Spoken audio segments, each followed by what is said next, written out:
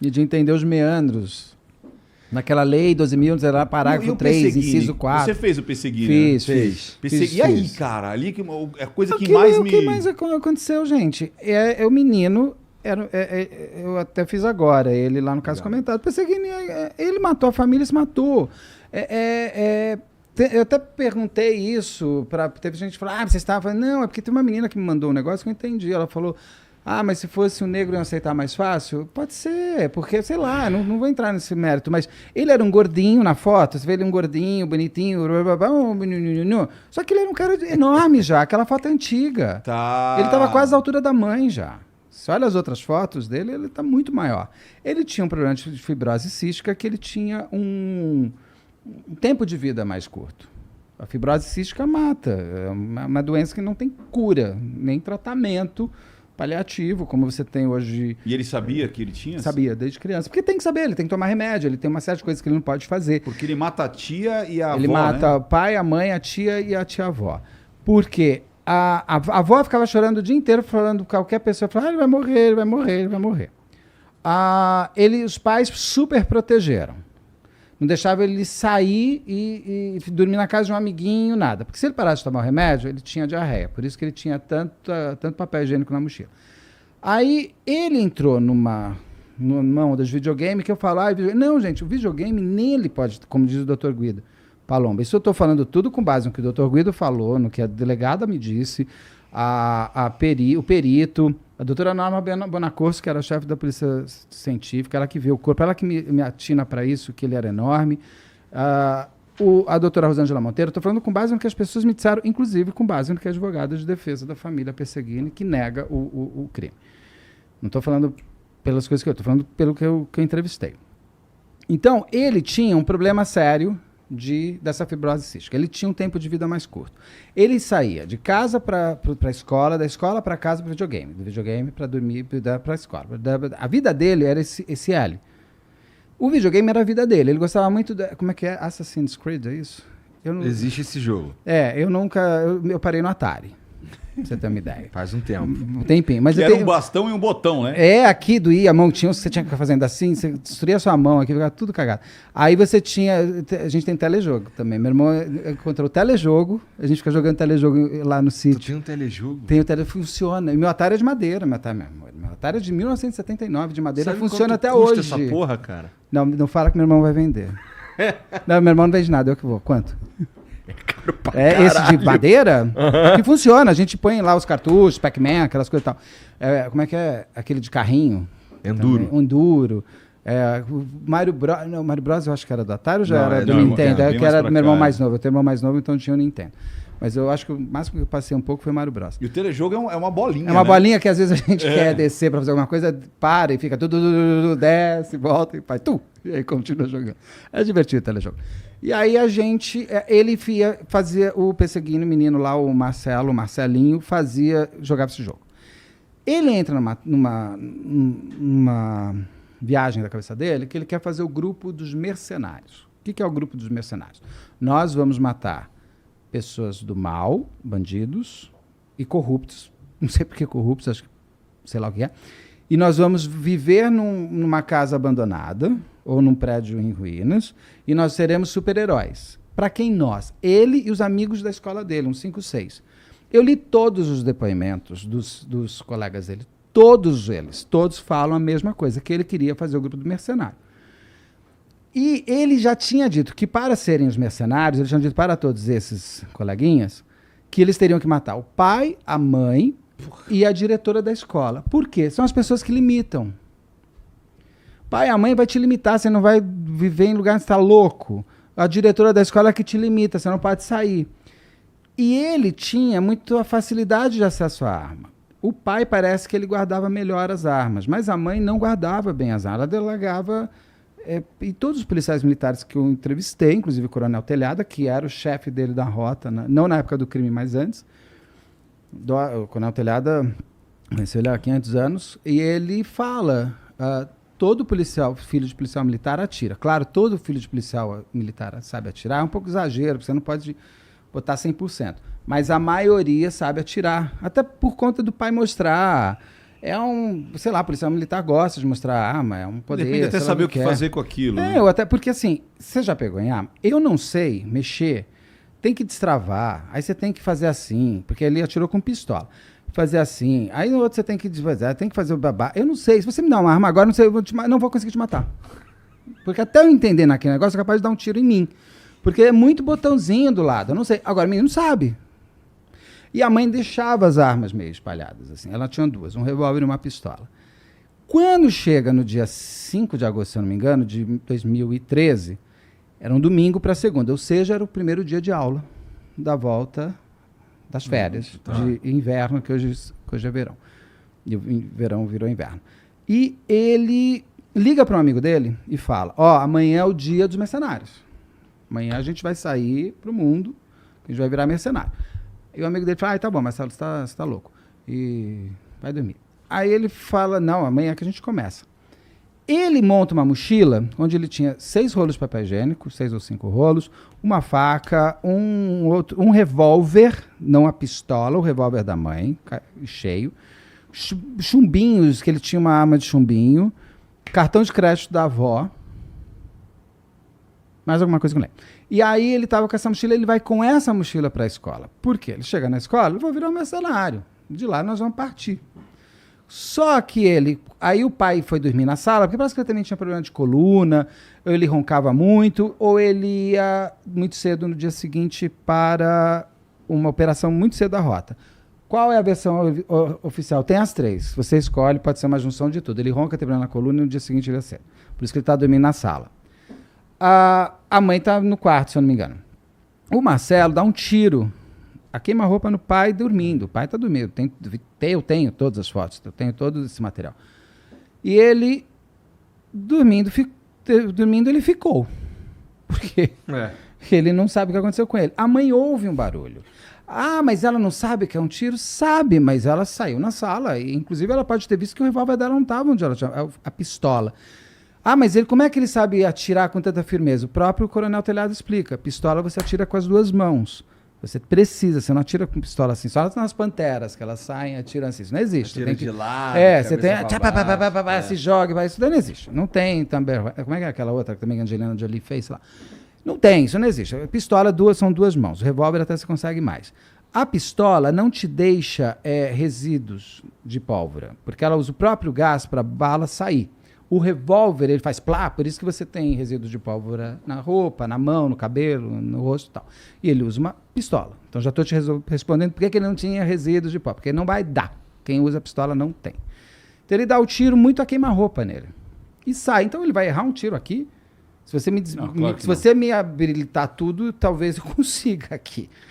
Aí ele sai, ele se esconde possivelmente atrás de um armário que tem ali na sala. A mãe vem e se ajoelha para ver o pai.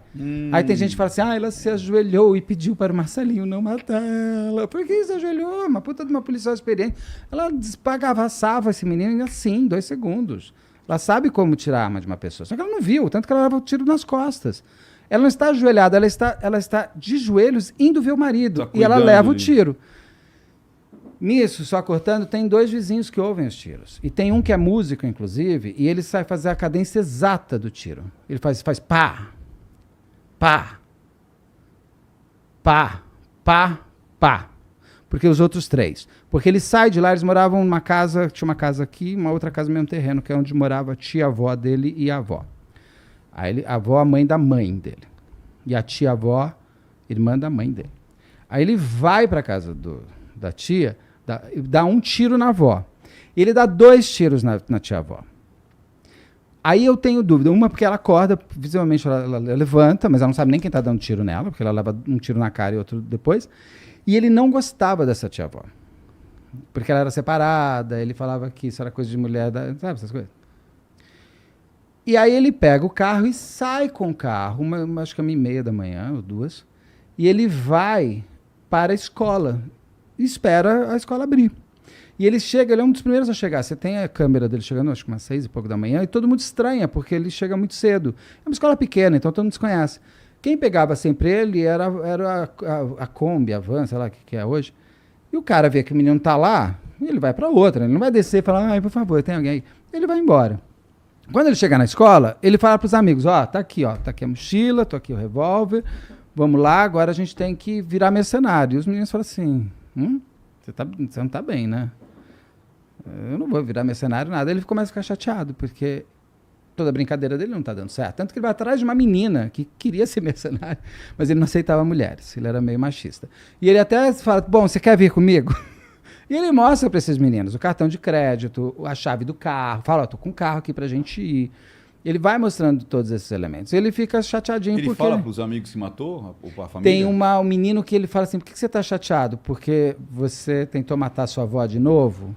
Ele fala, mas dessa vez eu consegui. E por quê? Lá atrás tinham dado um arco e flecha para ele ficava atirando na avó para matar a avó de brincadeira. E a mãe pega ele e põe ele de castigo. E ela é chamada, inclusive, 2, 3 semanas depois, pela escola porque ele estava ameaçando de morte funcionários, amigos, falando, eu vou te matar, meu pai é policial, vou te matar. Blá, blá.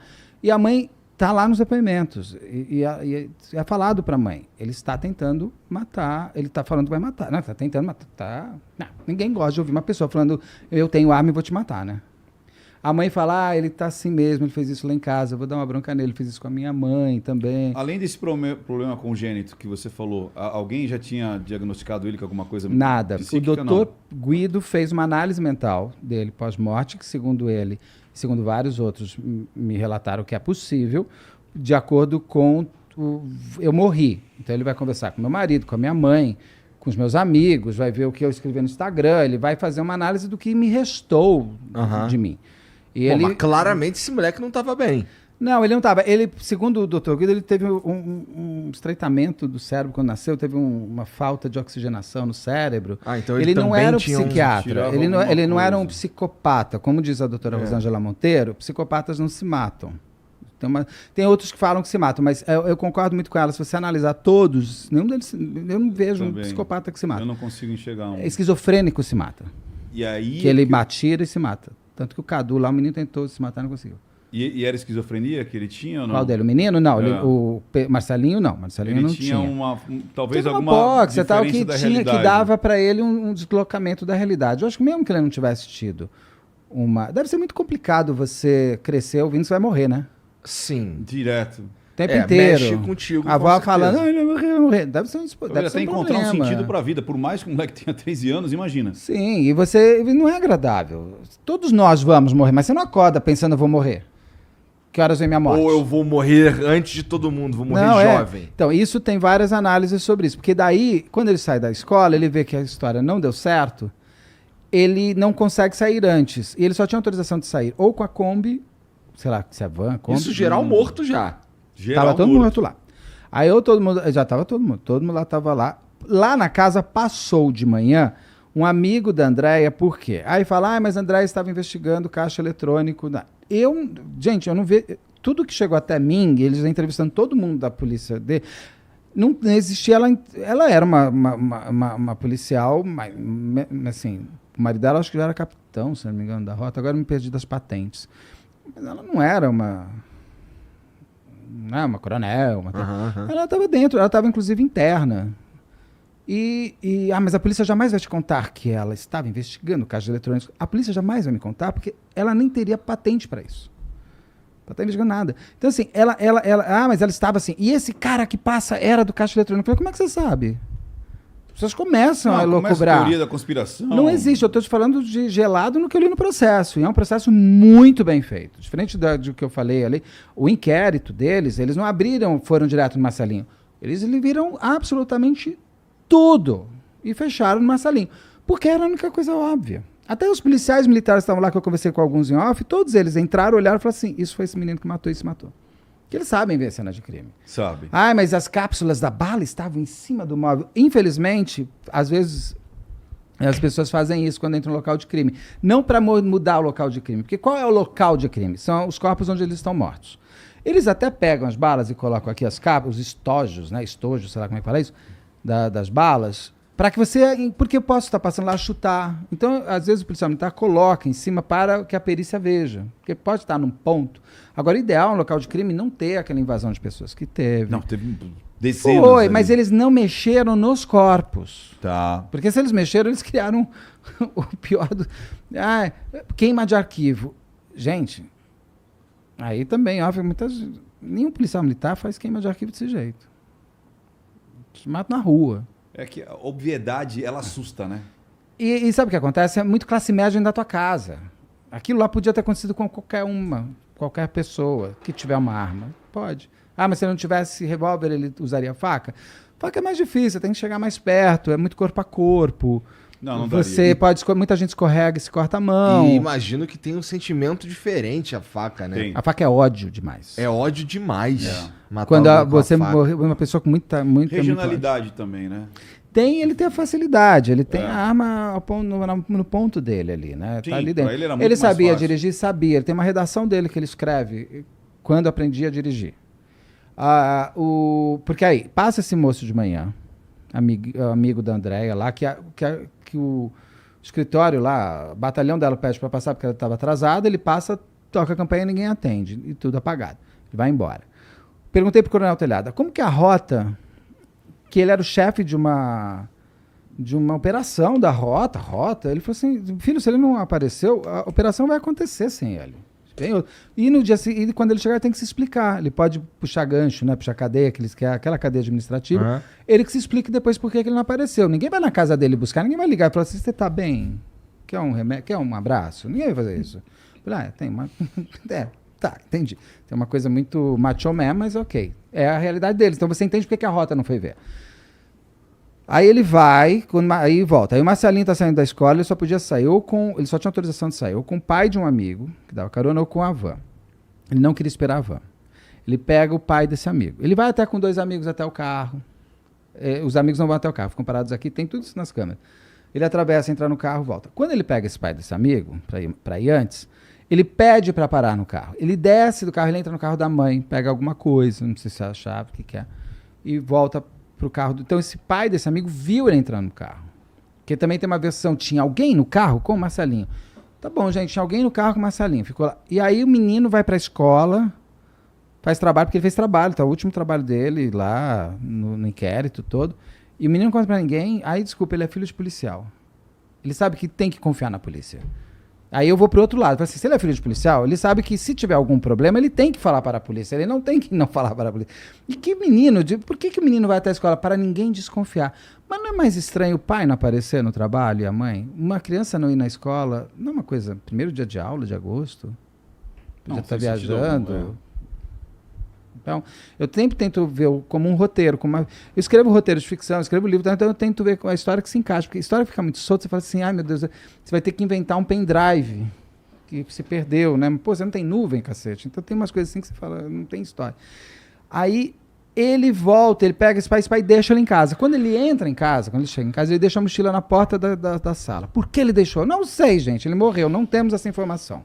Porque ele não queria entrar com a mochila estava pesada, aquela mochila era a vida dele fora, não era a vida dele dentro, aquilo tinha acabado. Não sei, deixou porque era um menino bagunceiro e largou lá. Não, porque quantas vezes você chega em casa e joga talvez em algum fosse lugar costume dele deixar a mochila fora e a avó que pegava e punha pra dentro, a gente não faz ideia. Né? Não, porque tudo você quer achar um ponto. Aí ele entra, ele vê, aí você tem várias versões. Uma, que eu gosto de quase todas. Tem um perito que me fala, a minha sensação é que ele viu que ele ia morrer, porque ele era toda hora lembrado disso, e falou, eu quero levar os meus comigo. Fala, mas por que ele já não se matou em seguida? Né, mata todo mundo, se mata, não é mais rápido? Eu acho que ela foge um pouco. Escola, irmão. Mas é bonitinho. Caralho. Mas é bonitinho você querer ir com os seus pro céu. Achei fofo. Aí a segunda versão... Eu achei fofo. Eu achei fofo, mas é... achei muito plausível. E a versão do Guido Palomba, que eu gosto muito também. Choque de realidade? Ele chega lá e vê que tudo aquilo que ele imaginou que ia acontecer não acontece. Aconteceu. E se ele ainda tá dentro do videogame, ele pode achar que aquilo é um restart. Não, e aqui acabou, né, cara? Acabou tudo. Então eles não tem um restart no videogame que acabam todas as suas vidas e você começa a vida do zero? Uhum. Não, a cabeça dele pode ser? Pode. Gente, a cabeça humana, ela é tão única que é tão difícil você querer botar todo mundo na mesma caixinha porque Sim. para ele pode ter sido... Ele se matou porque ele viu que não tinha mais saída. Ele se matou porque ele Isso. tinha um começo de esquizofrenia e ninguém sabia. O esquizofrênico vai se matar. Não saberemos. Mas o Isso. fato é que ele tanto que ele está na cena, ele está junto com o pai e com a mãe. Ah, mas ele está com revólver, não sei o que. A pistola, como ele atira, mas tem que ter com as duas mãos, tem, mas aqui ele Mas está você tão sabe- seguro que ele faz a posição da águia, que ele chama. Os dedos estão inteiros grudados. Não, e e já dá. ponto para tirar de novo. Por isso que a arma não explode. Ele atira e porque sai. o revólver, ele faz muito isso aqui. E ele faz um... A pistola, ela faz isso aqui, porque como ela joga pra cá, ela faz isso não aqui. sei, não atira isso? Então dá pra tirar com uma mão? Dá, tranquilo. Muito mais fácil até que um revólver. O revólver você ainda tem que puxar. Você tem que fazer assim, né? Não, você tem que puxar, você faz mais força, se não tiver engatilhado. Então você tem que trazer a alça ali pra trás, cá, ali para você. O gatilho pra trás. Já a pistola não, se você engatilhar, é isso aqui, ó, tum, ela já. Sim. Você não faz força nenhuma. Então, e ele tá nisso. Tanto que quando eles foram tirar a mão dele, estava tão rígida que eles tiveram que isolar, porque a outra bala já estava na agulha. É isso que chama. E aí você já, um toquinho já sai Já de novo. sai, porque então eles tiveram que abrir, isolar tudo, não tirou. O que mostra que assim, não foi posto, não tem como colocar com aquela força. Saquei. Tipo, não Que daria pra deixar engatilhado Enfiada com a no mão dedo ali. dele e deixar Porque daquele ele jeito. apertou Eu e a próxima já entrou pra câmera e tive... Eu já vi muitas entendi. cenas de crime. Pra mim, ela é muito, muito coerente isso tudo que colocaram. Ah, mas se ele era destro... Assim, segundo as pessoas da escola, ele estava usando a mão certa. Porque sim, sei lá, se eu sou destro...